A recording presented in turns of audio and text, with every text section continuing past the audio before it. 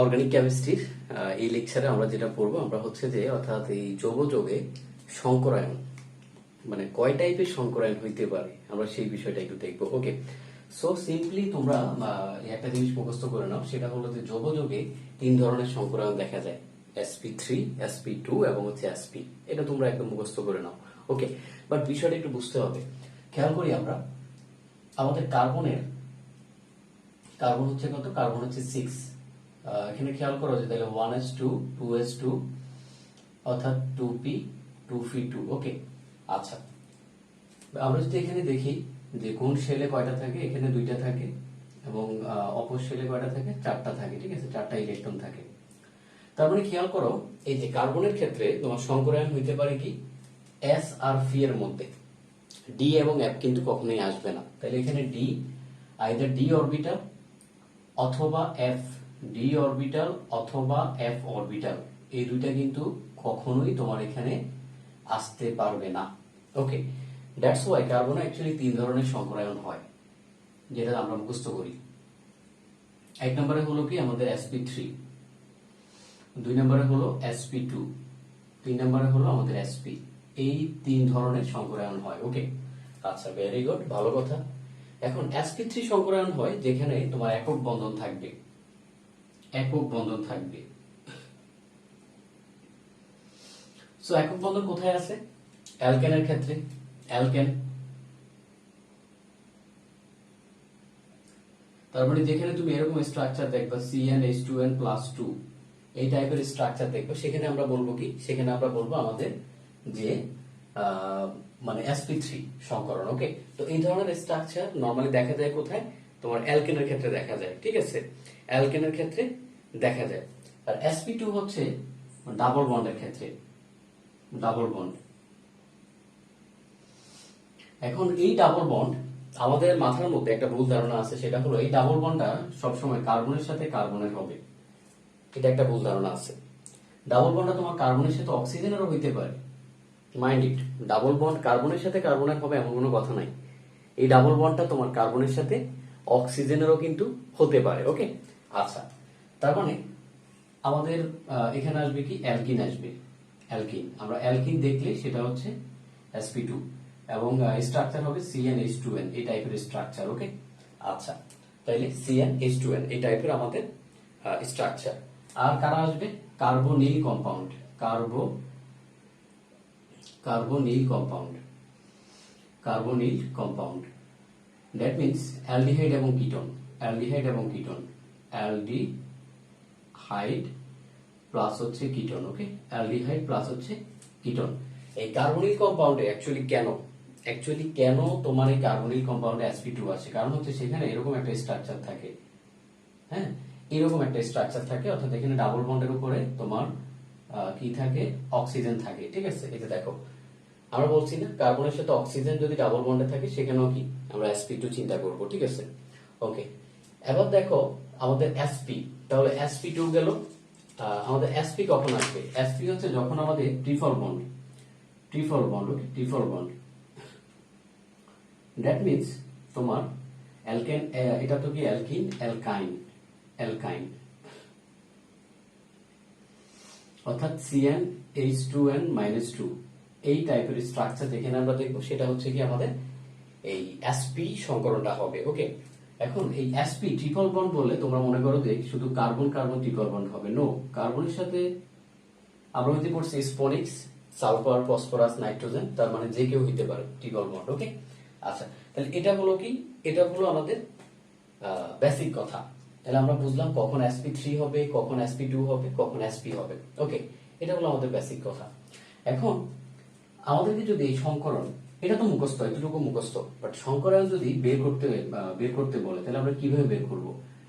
খেয়াল করো, সংকরায়ন আমি একটা সূত্র বলে দিই, সেটা হলো তোমার কেন্দ্রীয় মৌলের সাথে অর্থাৎ অন্য যতগুলো মৌল অ্যাটাচ থাকে আর কি, হ্যাঁ, অ্যাটাচড মৌল, ADDCHED অ্যাটাচড মৌল, কেন্দ্রীয় মৌলের সাথে অন্য যতগুলো মৌল অ্যাটাচ থাকে, প্লাস হচ্ছে লোন পেয়ার, কি লোন পেয়ার। ওকে, আচ্ছা হয়তো তুমি এটা এখন বুঝতে পারবে না, বাট এখন বুঝবা। ধরো আমরা একটা এক্সাম্পল নিই, আমরা তোমার মোস্ট কমন এক্সাম্পলটাই নেই, CH4 এর এক্সাম্পল নেই।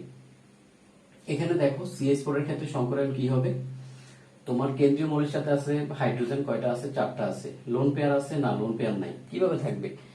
সর্বশেষ শক্তি স্তরে কার্বনের 4টা ইলেকট্রন আছে, চারটা হাইড্রোজেনের সাথে যুক্ত হয়েছে। সো লোন পেয়ার কই থেকে আসবে?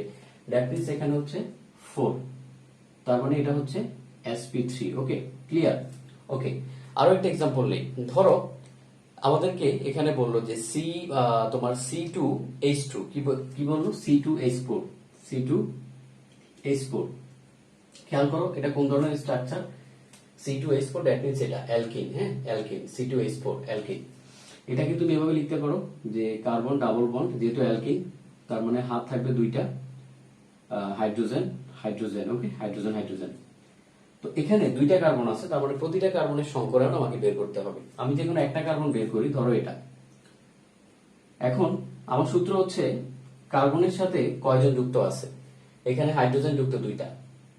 এখানে খেয়াল করো, এখানে কার্বনের সাথে কিন্তু কার্বন যুক্ত আছে। কার্বন এত কিছু দেখবে না, ডাবল বন্ড নাকি ট্রিপল বন্ড, কার্বন চিন্তা করবে আমার সাথে কেউ একজন যুক্ত আছে। ক্লিয়ার? ব্যাসটা বুঝছো? তোমরা এখানেই আটকাবা। কার্বন চিন্তা করবে আমার সাথে কেউ একজন যুক্ত আছে। এই যে দেখো এখানে দুইজন, এটা এটা যে কেউ দেখলে বোঝে, বাট এই যে এখানে যে কার্বন যুক্ত আছে ডাবল বন্ড দিয়ে, এটা নর্মালি স্টুডেন্ট বোঝে না। সো কার্বন চিন্তা করবে যে কেউ যুক্ত আছে। টোটাল কয়জন? 3জন যুক্ত আছে, লোন পেয়ার নাই। প্যারাডলি কত হলো? 3 মানে sp2। ওকে, এবার ধরো তোমার C2H2, এবার ধরো C2H2 কোনটার মতো? এই যে এটার মতো, ঠিক আছে? তো 2 2 4, 4 থেকে 2 বাদ দিলে হ্যাঁ C2H2, that means alkyne. So অ্যালকাইনের স্ট্রাকচার কেমন হবে? আমাদের এরকম হবে, triple bond, hydrogen hydrogen. Okay, আচ্ছা, এটার স্ট্রাকচার রাখলাম। তাহলে কেমন হবে? এখানে একজন যুক্ত, এখানে একজন যুক্ত। সো কার্বন চিন্তা করবে দুইজন যুক্ত আছে, no lone pair, 2, that means sp সংকরায়ন। Clear? I think each and everyone clear. তাহলে এতটুকু পর্যন্ত আমাদের বুঝতে তো প্রবলেম নাই নাকি? এখন এই যে সূত্র দিয়ে, এই সূত্র দিয়ে তুমি আসলে মানে যে কোনো প্রবলেম সলভ করতে পারবা। এখন ধরো আমি একটা প্রবলেম একটু বানাই দিই। সাপোজ এরকম কার্বন অক্সিজেন, অক্সিজেন দুইটা। ওকে, এখানে অ্যাকচুয়ালি কি হবে, আমি কার্বনের সাথে দুইটা অক্সিজেনকে দিয়ে দিলাম। তোমাকে কেন্দ্রীয় মৌলের সংকরায়ন হলো কার্বন, সো বের করবা। কার্বন এত কিছু দেখবে না, ডাবল বন্ড আছে না ট্রিপল বন্ড। কার্বন চিন্তা করবে এখানে একজন যুক্ত, এখানে একজন যুক্ত, ঠিক আছে? আচ্ছা, তার মানে দুইজন যুক্ত, plus no lone pair, 2, that means sp। বুঝতে পারছো? জাস্ট তোমাদের কনফিউশন ক্লিয়ার করার জন্য আমি কিন্তু বারবার জিনিসটা বলতেছি। তাহলে আমরা বুঝলাম যে অ্যাকচুয়ালি কিভাবে আমাদেরকে বের করতে হবে। ওকে, আচ্ছা, কিন্তু এখন যদি এমন হয়, এই যে একটা লোন পেয়ার আছে CH2, এটার নাম কি? এটার নাম হচ্ছে কার্বিন। হ্যাঁ, তো কার্বিনের ক্ষেত্রে কিভাবে অ্যাকচুয়ালি বের করব? দেখো হাইড্রোজেন কয়টা? দুইটা।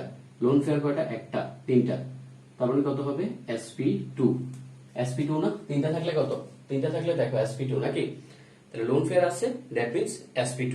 ওকে, আচ্ছা, এখন যদি এমন হয় তোমার দেখো যে CCl2, এটা কি? এটা হলো ডাইক্লোরোকার্বিন। এটাকে কি বলে? ডাইক্লোরোকার্বিন বলা হয়, ডাইক্লোরোকার্বিন। এরাও কিন্তু যৌগ, এরাও যৌগ, আমরা নামকরণ শিখবনি। সো এখানে কি হবে দেখো, এখানে তোমার কার্বনের সাথে ক্লোরিন দুইটা, প্লাস আছে লোন পেয়ার একটা, দ্যাট মিন্স 3, অর্থাৎ sp2। বুঝতে পারছো? So I think each and everyone clear. এখন তোমরা মুখস্থ করেও পারবা, বাট যেভাবেই কোশ্চেন আসো তোমরা সংকরায়ন থেকে, অ্যাটলিস্ট যৌগের সংকরায়ন থেকে যে কোনো, আমি তোমাকে যে কোনো একটা যৌগ দিয়ে দিই, তুমি বের করতে পারবা। সাধারণত এই সংকরায়ন থেকে তোমার কোশ্চেন আসে হচ্ছে ভার্সিটি গুলাতে, স্পেশালি ঢাকা ইউনিভার্সিটি, সেখানে এই টাইপের কোশ্চেন আসে। দ্যাটস ওয়াই আমি তোমাকে পুরো বেসিকটা পড়ালাম। না হয় আমি চাইলে তোমাকে জাস্ট এতটুকু মুখস্থ করাইতে পারতাম, মুখস্থ করলেই না, আর কিচ্ছু লাগে না। বাট যখন তোমাকে একটু পেঁচায় দিবে, যেমন এই যে দেখো আমি একটা তোমার এখানে এই যে এই যোগটা দিলাম, এই টাইপের দিবে, তখন কিন্তু তুমি আর পারবা না। এই জন্য বেসিকটা ইন ডেপথ তুমি যদি অ্যানরিস্ট করো, আলটিমেটলি তোমার জন্য কি হবে? অনেক বেশি হেল্পফুল হবে। Thank you so much.